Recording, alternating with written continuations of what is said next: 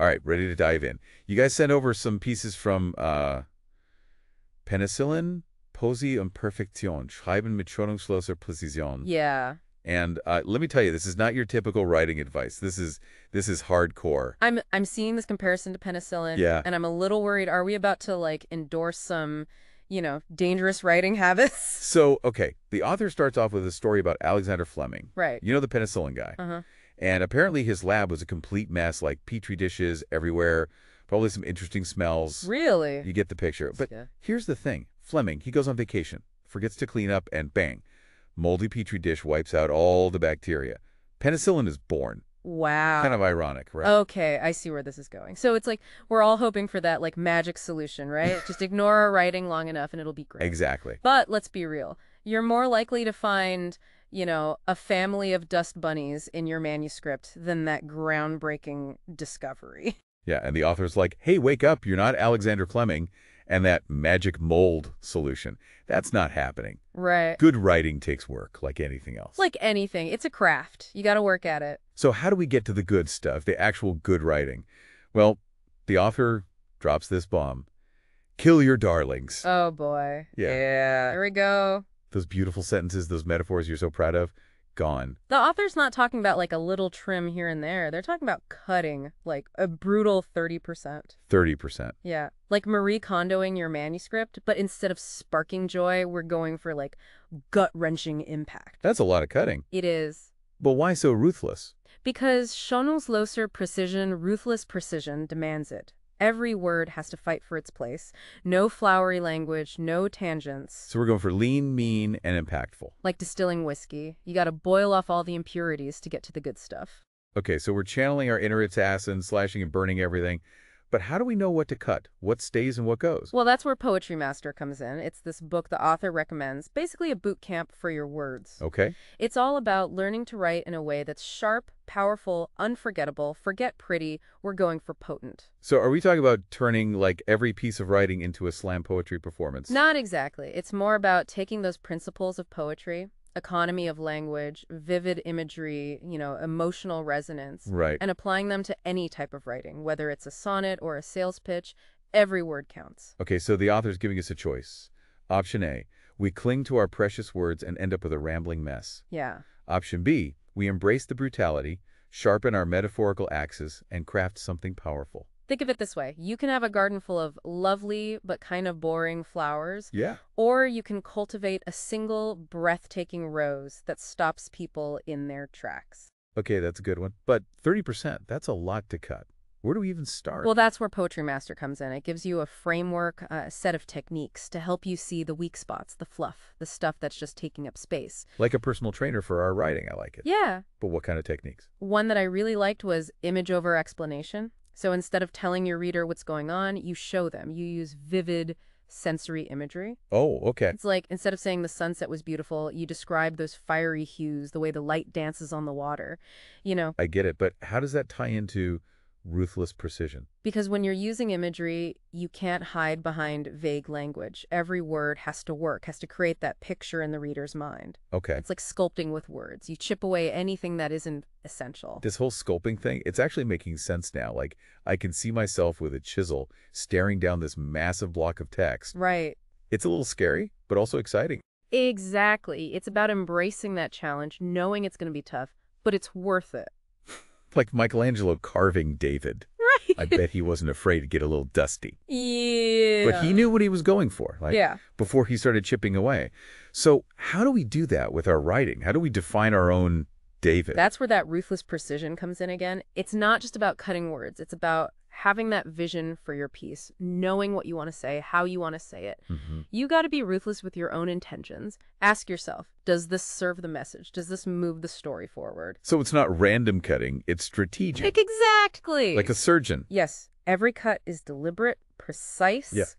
And to get that precision, we have to be honest with ourselves in our work. Sometimes those darling sentences, they got to go no matter how much we love them. It's like letting go of a balloon, Ew. It's beautiful, brings you joy, but if it's weighing you down, you gotta let it go. Yeah. It can be tough, letting go of something you've poured your heart in. It can. But sometimes, destroying something, that's the most creative act. Okay, I'm feeling a little less scared and a little more empowered now. Good. But this whole ruthless precision thing, it's not just about the words, is it? It's about how we think about writing. You got it. It's about intention, discipline, and being willing to challenge yourself. So if we're not cringing a little when we hit that delete button, are we doing it wrong? Maybe. It's like working out, If you're not feeling the burn, you're not pushing yourself hard enough. What about new writers, though? People who are still finding their voice? I think it's even more important for them. Really? Yeah, because when you're still learning, it's easy to get lost, to over-explain, to rely on cliches. Right. Learning precision early on, that helps you build a strong foundation. So it's like learn to walk before you can run. Exactly. Good habits from the beginning, they become second nature later on. Okay, this is starting to make a lot more sense, but let's talk about the Poetry Master book again. How does it actually help us get this precision? One thing it does really well is break down the craft of poetry into smaller pieces. It gives you exercises, prompts that help you practice using imagery, metaphor, rhythm. Oh, so it's not just theory, it's like hands-on. Yeah, like having a coach guiding you step by step. That's helpful. Sometimes knowing the rules isn't enough. You need someone to show you how to use them. And that's what the book does, like having a master looking over your shoulder, giving you advice. This whole ruthless precision thing, it's not as scary as I thought. Maybe it's more like a superpower. Exactly. It's about using language to make something powerful, something that sticks with people. Like the author saying, hey, you've got this amazing tool, language. Don't be afraid to use it with precision. Shape it, make it your own. And the more you practice, the more you refine your craft, the stronger your writing will become. Okay, I'm feeling pumped up. But before I unleash my inner Michelangelo, what happens if we ignore all this? What if we don't embrace this ruthless approach? Well, the author, they paint a pretty bleak picture. They basically say, if we hold on to our darlings and avoid editing, our writing just becomes noise. So it's not just about missing potential, it's about becoming invisible. Yeah, like your writing, no matter how good it is, it just gets lost. Right, it's like trying to stand out in a crowded room. If you don't speak up, you'll get drowned out. Yeah, and for a writer, that's pretty bad. So we've talked about the importance of ruthless precision, what happens if we ignore it, and we've even talked about how a poetry master can help us use it. But there's one more thing I think we need to talk about. Ooh, what's that? It's this idea of poetic perfection that the author keeps talking about. Yeah. What does that even mean, and how do we get there? It's not just about grammar or fancy words, right? Right. I think it's about capturing the essence of an idea, an emotion, an experience in its purest form.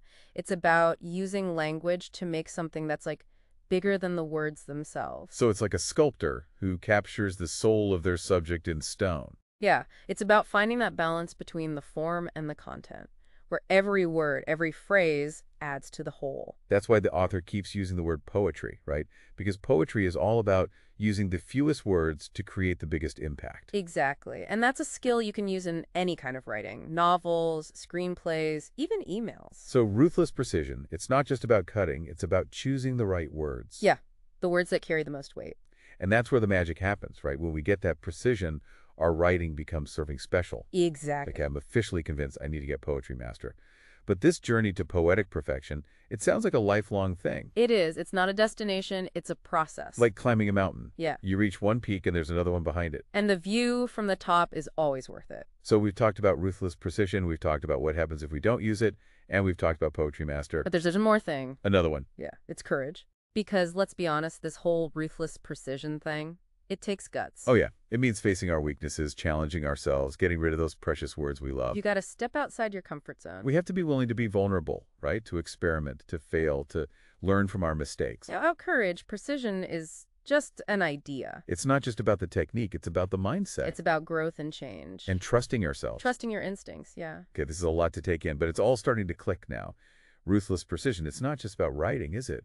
It's about how we see the world. Exactly. It's about intention, being aware, understanding ourselves and the world. That's a pretty powerful idea, that we can shape our own reality. Yeah, we can create meaning, beauty, and share our own perspective. I'm feeling inspired, but also like we're just getting started here. We are. So where do we go from here? I think it's time for our listener to pick up Poetry Master and try out these techniques, take what we've talked about, and put it into practice. Sound good, but before we let our listeners go, let's hear from the author himself. Yeah. Stephen always leaves us with something to think about. All right, let's hear what Stephen has to say. All right, so Stephen, he leaves us with this. Be creative. Be brutal. Short and sweet, right? Yeah, it's like he summed up everything we talk about in 4 words. It's like he's saying creativity and discipline, they go together. Yeah, you need both. The spark to start the fire, and then the tough love to shape it into something real. So to all our listeners, Embrace the chaos. yeah, sharpen those axes. And don't be afraid to make some cuts. The world needs your stories. Your ideas, yeah. And the only way to share them is to write, and there's edit. With passion, with precision.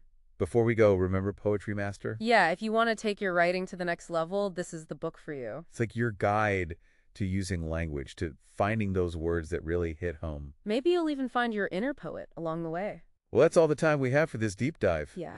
It's been a journey, that's for sure. Lots of twists and turns. But I think we're all leaving a little smarter, a little more focused. Yeah, more ruthless with our writing. I know I am. Me too. So until next time, keep writing, and don't forget, Be creative. be brutal. And most importantly, Be yourself.